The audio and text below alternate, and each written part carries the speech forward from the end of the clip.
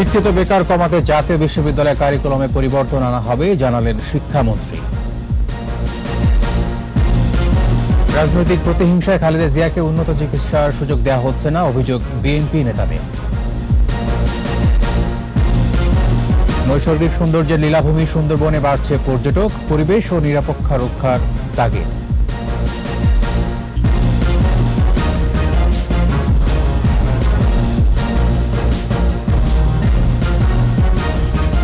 শুনছিলেন first security ইসলামী bank limited সংবাদ শিরোনাম আমন্ত্রণ। ২১ দেশের সংবাদের সাথে আছি আমি তানজির আহমেদ। দর্শক, ২১ টেলিভিশন সংবাদ একই সাথে সরাসরি দেখতে পাবেন আমাদের ফেসবুক পেজ www.facebook.com/2124 অনলাইনে।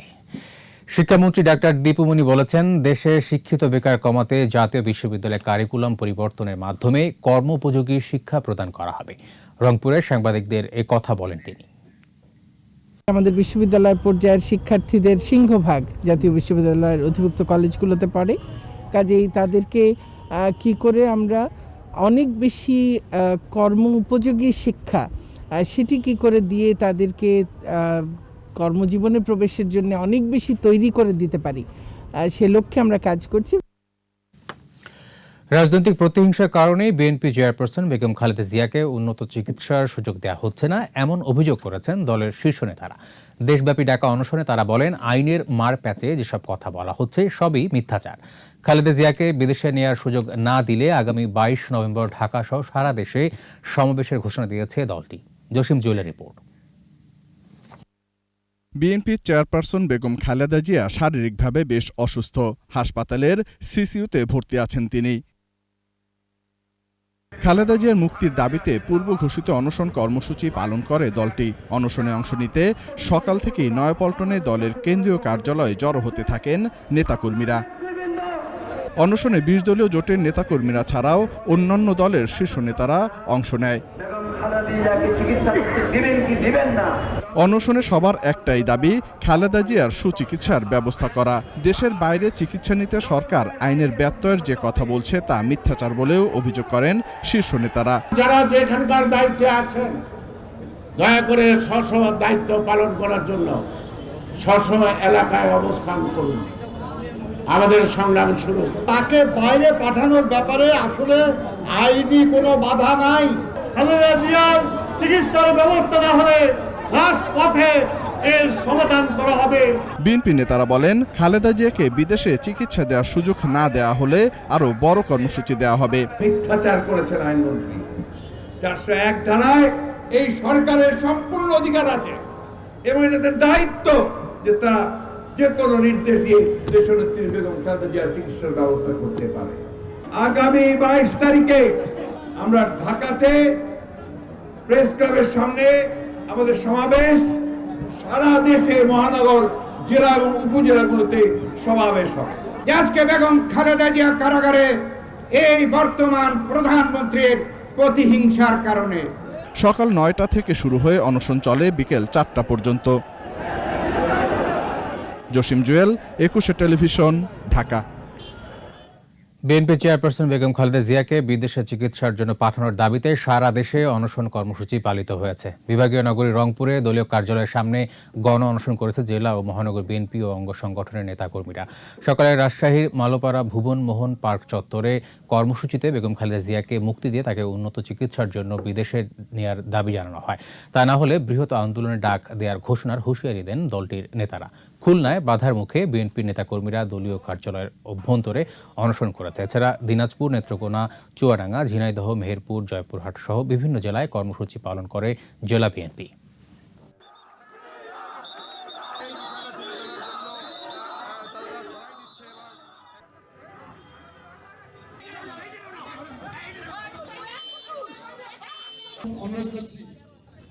জাতিসংঘের সাধারণ পরিষদে সর্বসম্মত প্রস্তাব পাশ হওয়ায় শীঘ্রই রোহিঙ্গারা নিজ দেশে ফিরে যাবে বলে আশাবাদ জানিয়েছেন পররাষ্ট্রমন্ত্রী একে আব্দুল মোমেন। গোপালগঞ্জের টুঙ্গিপাড়ায় সিলেট মহানগর আওয়ামী লীগের পক্ষে বঙ্গবন্ধুর সমাধিতে শ্রদ্ধা নিবেদন করেন পররাষ্ট্রমন্ত্রী। পরে বলেন, রোহিঙ্গাদের ফিরে নেয়ার চুক্তি হলেও তা এখনও বাস্তবায়ন করছে না মিয়ানমার। সীমান্ত হত্যা অনাকাঙ্ক্ষিত বলেও মন্তব্য করেন পররাষ্ট্রমন্ত্রী।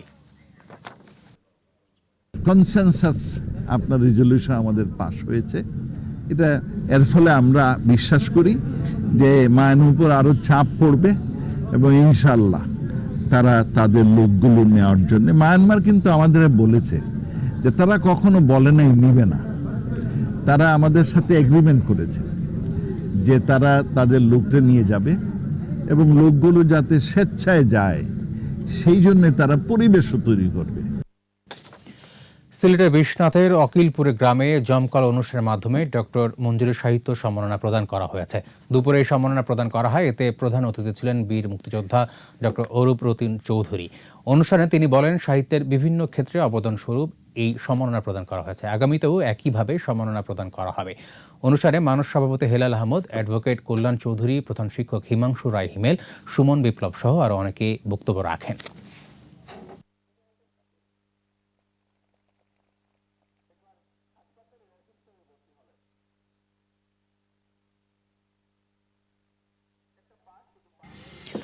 নৈসর্গিক সৌন্দর্যের অপার আধার সুন্দরবন। করোনার পর বিশ্বের বৃহত্তম শ্বাসমূলীয় এ বনাঞ্চলে ফিরেছে দেশি বিদেশি পর্যটক। আরও জানাচ্ছেন দীপু শিকদার, ছবি তুলেছেন আব্দুর রাজ্জাক।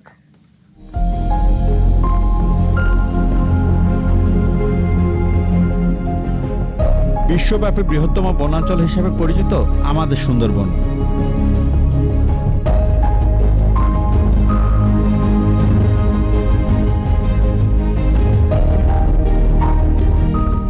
দশ হাজার বর্গ কিলোমিটার জুড়ে গড়ে ওঠা ম্যানগ্রোভ এ বনাঞ্চলে আছে নানান প্রজাতির গাছ আর প্রাণীর বসবাস। ৬,০১৭ কিলোমিটার রয়েছে বাংলাদেশ অংশে।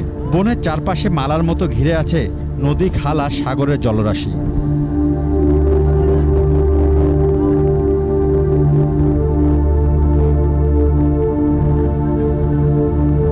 গাছগাছালি জুড়ে শতেক প্রজাতির পাখপাখালি দেখতেও ভিড় করেন অনেক পর্যটক। রয়্যাল বেঙ্গল টাইগারের প্রসঙ্গ তো আছেই। বাঘ দেখতে না পেরে অনেকে পায়ের ছাপ দেখেই অনুভব করেন পরম আনন্দ। মাঝখানে দস্যুদের প্রকোপ বেড়েছিল, কমেছিল পর্যটকদের আসা যাওয়া। সরকারি বহুমুখী পদক্ষেপে সুন্দরবনে ফিরেছে সুন্দর পরিবেশ। প্রাকৃতিক দুর্যোগের থেকে মোকাবেলা করতে হলে, বাংলাদেশকে রক্ষা করতে হলে এই সুন্দরবনকে রক্ষা করতে হবে। একজন পর্যটক হিসেবে আমরা যখন সুন্দরবনে আসছি তখন নিজেকে অনেকটা সিকিউর বোধ করছি এবং মনে করছি যে এইভাবে যদি থাকে তাহলে অসংখ্য পর্যটক এখানে আসবে। 400 বছরের পুরনো যে জলদস্যুতার ইতিহাস বাংলাদেশের, বলতে হবে যে একবারেই মুছে যাবে তা না, বিচ্ছিন্ন বিক্ষিপ্তভাবে এখনো চাঁদাবাজি হচ্ছে। পর্যটকরা আসতে পারে সেরকম একটু সুযোগ সুবিধা বাড়াতে হবে এবং এখন এখানে যে জলদস্যু নেই এটি আরেকটু প্রচার করতে হবে। সুন্দরবনের দস্যুমুক্ত প্রক্রিয়ায় কাজ করেছেন সাংবাদিক মোহসিনুল হাকিম, বলছিলেন তার অভিজ্ঞতা। জাতীয় এবং আন্তর্জাতিকভাবেও যে সুন্দরবনে পাইরেটস আছে, দস্যু আছে, এই ভয়টা আসলে মানুষকে একটু আতঙ্কিত করতো। সেই আতঙ্কটা কেটেছে, যে কারণে কোভিডের আগ পর্যন্ত কিন্তু কোভিডের আগের বছর রেকর্ড ছাড়িয়েছিল পর্যটকের সংখ্যা। পরিবেশ বান্ধব সুন্দরবন রক্ষার দাবি জানান পর্যটন সংশ্লিষ্টরা। দেখা যাচ্ছে হঠাৎ করে আমার শিপ বন্ধ হয়ে গেছে, গেস্টরা সব ভয়ে আতঙ্কে থাকতো যে কি হয়েছে। এখন কিন্তু গেস্টদের ভিতরে এই আতঙ্কটা নাই। পর্যটক টানতে নিরাপত্তা নিশ্চিত করা হয়েছে, দাবি র্যাবের। এখন মানুষ যখন সুন্দরবনে পর্যটকরা ঘুরতে আসে তখন দস্যু বা ডাকাতের কথা চিন্তা করে না, তারা এখন সুন্দরবনে বাঘ আর হরিণের কথা চিন্তা করে। সো অবশ্যই পূর্বের তুলনায় পর্যটন শিল্প অনেক ভালো করবে এবং যে পর্যটন শিল্প থেকে যে সরকারের রাজস্ব আমি মনে করি তুলনামূলক অনেক বৃদ্ধি পাবে।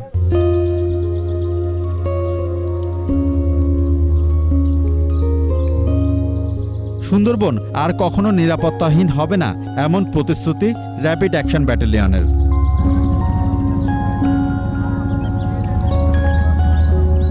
দীপু শিকদার, 21 টেলিভিশন, সুন্দরবন।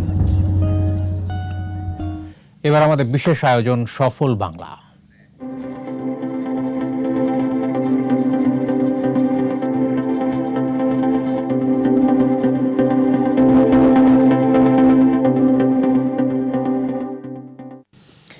মৌলভীবাজারের জুড়িতে নির্মাণ করা হচ্ছে দেশের তৃতীয় সাফারি পার্ক। ইতোমধ্যে সম্ভাব্যতা যাচাইয়ের প্রতিবেদন অনুমোদন দিয়েছে পরিবেশ মন্ত্রণালয়। এর নামকরণ করা হয়েছে বঙ্গবন্ধু সাফারি পার্ক। মৌলভীবাজার প্রতিনিধি বিকুল চক্রবর্তী রিপোর্ট জানাচ্ছেন সমর ইসলাম।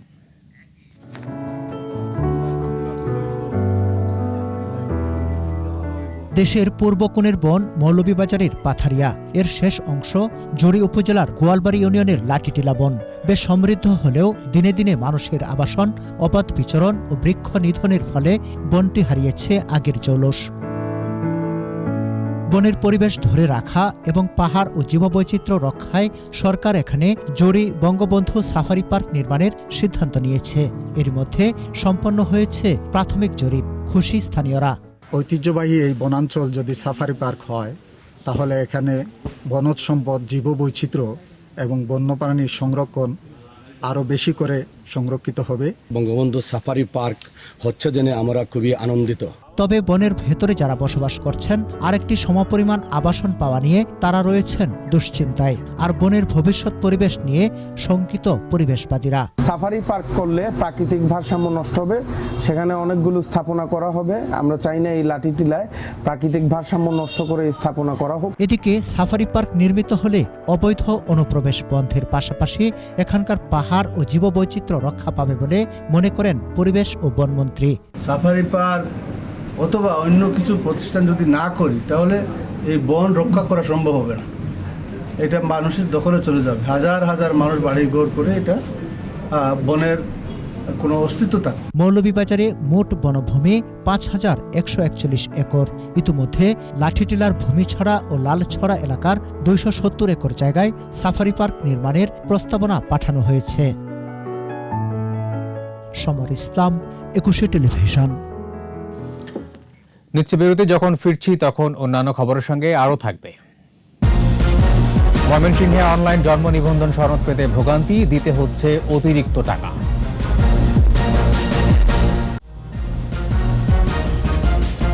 আবার আমন্ত্রণ ২১ দেশের সংবাদে। দলীয় পদ হারানোর বিষয়ে সিদ্ধান্ত পুনর্বিবেচনার জন্য আবেদন করবেন বলে জানিয়েছেন গাজীপুর সিটি মেয়র জাহাঙ্গীর আলম। বঙ্গবন্ধু শেখ মুজিবুর রহমানকে নিয়ে কটূক্তির দায়ে দলীয় পদ হারানোর পর সকালে নিজ বাসভবনে সংবাদ সম্মেলন করে একথা জানান তিনি। এ সময় তিনি ষড়যন্ত্রের শিকার উল্লেখ করে প্রাথমিক সদস্যপদ ফিরে পাওয়ার আকুতি জানান। এদিকে দলের সিদ্ধান্তকে সঠিক বলে দাবি করেছেন গাজীপুর মহানগর আওয়ামী লীগের সভাপতি আজমতুল্লাহ খান।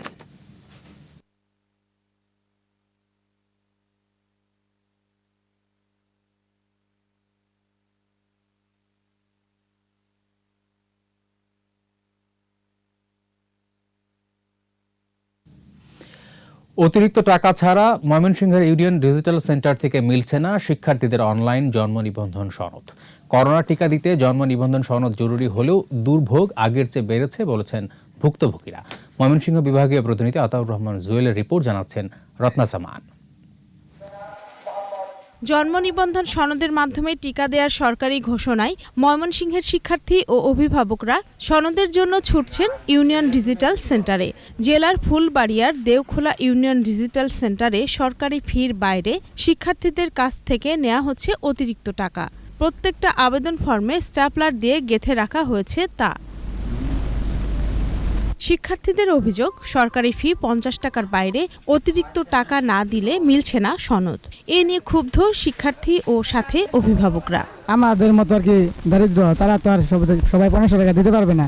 এই কারণে তাদের জন্য বলতেছি যে তারা যাতে টাকাটা কম নেয় আর কি। আমাদের এনআইডি কার্ড করবে, এবং করোনা ভ্যাকসিন যাতে দিবে, স্কুল থেকে চাপ দিতেছে, কিন্তু আমরা আমাদের ঠিক সময় আমাদের জন্ম কার্ডটা পাইতেছি। ২৫০ টাকা লইয়া গেছি, তারপরে এখন ১৫ দিন হয়ে গেছে, কিন্তু এদিকে ঘুরতেছি। হ্যাঁ, টাকা পয়সা তো নেয়, কম বেশি নেয় আর কি।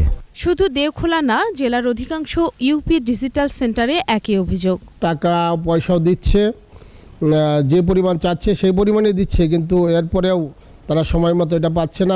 এদিকে অতিরিক্ত টাকা নেয়ার কথা স্বীকার করলেন সংশ্লিষ্টরা। ৪০০ টাকা নিতেছি, ২০০ টাকা নিতেছি, ১৫০ আবার ফ্রিও দিতেছি। এই না, আমরা সারা বছর এইভাবেই নিচ্ছি, চেয়ারম্যান সাহেবের অনুরোধে আমরা এইভাবেই নিচ্ছি। স্থানীয় সরকার অধিদপ্তরের কর্মকর্তা বলছেন, অতিরিক্ত টাকা নেয়ার অভিযোগ পেলে ব্যবস্থা নেয়ার কথা। কোনো অর্থ গ্রহণ বা এই ধরনের অনৈতিক কোনো যদি সুবিধা কেউ নিয়ে থাকে, এ সংক্রান্ত আমরা কঠোর অবস্থানে রয়েছি। এই ধরনের কোনো কাউকে বিন্দুমাত্র এ বিষয়ে ছাড় দেওয়া হবে না। শুধু আশ্বাস না, দুর্নীতিবাজদের বিরুদ্ধে দ্রুতই আইনগত ব্যবস্থা দেখতে চান ভুক্তভোগীরা।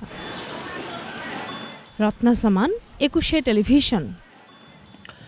মৌলভীবাজারের কমলগঞ্জে ও হবিগঞ্জের চুনারুঘাটের মণিপুরী সম্প্রদায়ের প্রাণের উৎসব মহারাস লীলা উদযাপন হয়েছে। গেল বছর করোনায় লোক সমাগম না হলেও এবছর ছাড়িয়েছে লাখো দর্শনার্থী। শুক্রবার দুপুর থেকে গোধূলি লগ্ন পর্যন্ত রাখাল নৃত্য বা গোষ্ঠলীলা, রাত 9:30 থেকে 10:30 পর্যন্ত নট সংকীর্তন এবং রাত 12টা থেকে উষা লগ্ন পর্যন্ত ধর্মীয় রীতি অনুযায়ী গোপী নৃত্য উপভোগ করেন লাখো দর্শনার্থী। মণিপুরের রাজা মহারাজ ভাগ্যচন্দ্র স্বপ্নদ্রষ্ট হয়ে তার মেয়ে চিত্রঙ্গদাকে নিয়ে প্রথম শুরু করেছিলেন এই রাসলীলা। তাকে অনুসরণ করে 1842 সালে এই এলাকার মণিপুরীরা কমলগঞ্জ মাধবপুর জোড়া মণ্ডপে রাসলীলার আয়োজন করেন, যা বিগত 179 বছর ধরে অব্যাহত রয়েছে। হবিগঞ্জের চুনারুঘাটের আহমদাবাদ ইউনিয়নের 6 শ্রী গ্রামে এ উৎসব হয়। মণিপুরী সম্প্রদায়ের লোকজনের পাশাপাশি অন্যান্য জাতি, ধর্ম, বর্ণ নির্বিশেষে আনন্দ মেতে ওঠে।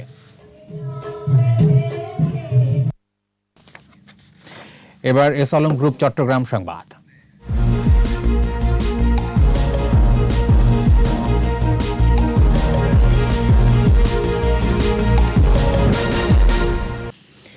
বিএনপি চেয়ারপারসন খালেদা জিয়ার মুক্তি ও উন্নত চিকিৎসার জন্য বিদেশে যাওয়ার অনুমতির দাবিতে গণ অনশন করেছে চট্টগ্রামের বিএনপি। সকালে চট্টগ্রাম বিএনপির দলীয় কার্যালয়ে নাসিমন ভবন চত্বরে এই কর্মসূচি পালিত হয়। কর্মসূচিতে অংশ নেন চট্টগ্রাম মহানগর বিএনপির আহ্বায়ক ডক্টর শাহাদাত হোসেন ও সাধারণ সম্পাদক আবুল হাশেম বক্কর সহ দলীয় নেতাকর্মীরা। পুলিশের কড়া নিরাপত্তা থাকলেও নেতাকর্মীদের কর্মসূচিতে যেতে বাধা দেওয়ার কোনো খবর পাওয়া যায়নি।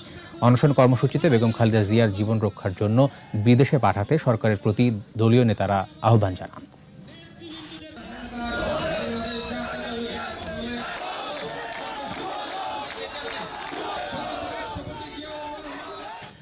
বান্দরবানের মুজিব শতবর্ষ উপলক্ষে দুরন্ত মাউন্টেন বাইক প্রতিযোগিতায় 100 কিলোর পথ পাড়ি দিল 100 সাইক্লিস্ট। বান্দরবান সদরের রাজার মাঠে বাংলাদেশ সাইক্লিং ফেডারেশন আয়োজনে এবং বান্দরবান পার্বত্য জেলা পরিষদের সহযোগিতায় বেলুন উড়িয়ে প্রতিযোগিতার উদ্বোধন করেন পার্বত্য চট্টগ্রাম বিষয়ক মন্ত্রণালয়ের মন্ত্রী বীর বাহাদুর উসই সিং। এতে দেশের বিভিন্ন স্থানে 100 জন সাইক্লিস্ট অংশ নেয়। রাজার মাঠ থেকে শুরু করে 100 কিলোমিটার পাহাড়ি আঁকা বাঁকা পথ পাড়ি দিয়ে পর্যটন কেন্দ্র নীল দিগন্ত ঘুরে সদরের মিলনছড়িতে এসে শেষ হয় সাইক্লিং। পরে বিজয়ীদের মাঝে পুরস্কার বিতরণ করা হয়। রাঙামাটিতে মন্ত্রিপরিষদ বিভাগের 10তম গ্রেডের কর্মকর্তাদের নিয়ে 5 দিন ব্যাপী সঞ্জীবনী প্রশিক্ষণ কোর্স শুরু হয়েছে। সকালে রাঙামাটি পর্যটন হলিডে কমপ্লেক্সের সম্মেলন কক্ষে মন্ত্রিপরিষদ বিভাগের আয়োজনে ও কারিগরি প্রশিক্ষণ কেন্দ্রের ব্যবস্থাপনায় প্রশিক্ষণ কোর্সের প্রধান অতিথি হিসেবে উপস্থিত থেকে উদ্বোধন করেন জেলা প্রশাসক মোহাম্মদ মিজানুর রহমান। অনুষ্ঠানে মন্ত্রিপরিষদ বিভাগের উপসচিব সাজ্জাদুল হাসান বক্তব্য রাখেন। প্রশিক্ষণে 28 জন কর্মকর্তা অংশগ্রহণ করেছেন।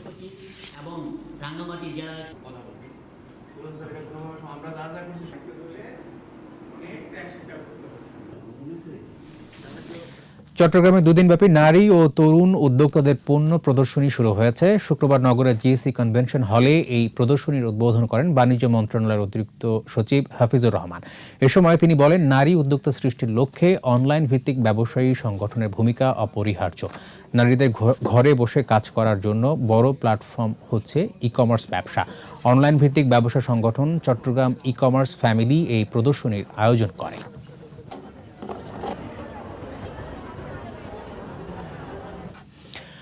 চট্টগ্রামের লোহাগাড়ার আমিরাবাদের ঐতিহ্যবাহী সুখছড়ি গ্রামে 4 দিনব্যাপী 64তম রাসপূর্ণ ও ধর্মসভা শুরু হয়েছে।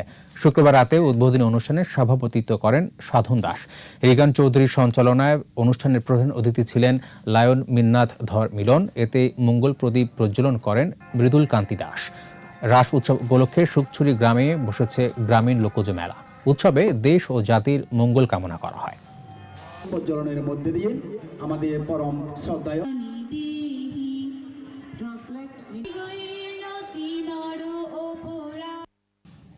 শেষ করছে 21-এর দেশের সংবাদ। যাবার আগে ফার্স্ট সিকিউরিটি ইসলামী ব্যাংক লিমিটেড সংবাদ শিরোনামগুলো আরও একবার।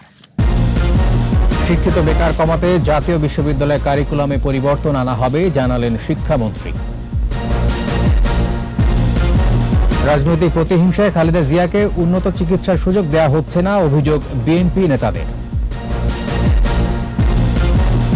নৈসর্গিক সৌন্দর্যের লীলাভূমি সুন্দরবনে বাড়ছে পর্যটক, পরিবেশ ও নিরাপত্তা রক্ষার তাগিদ।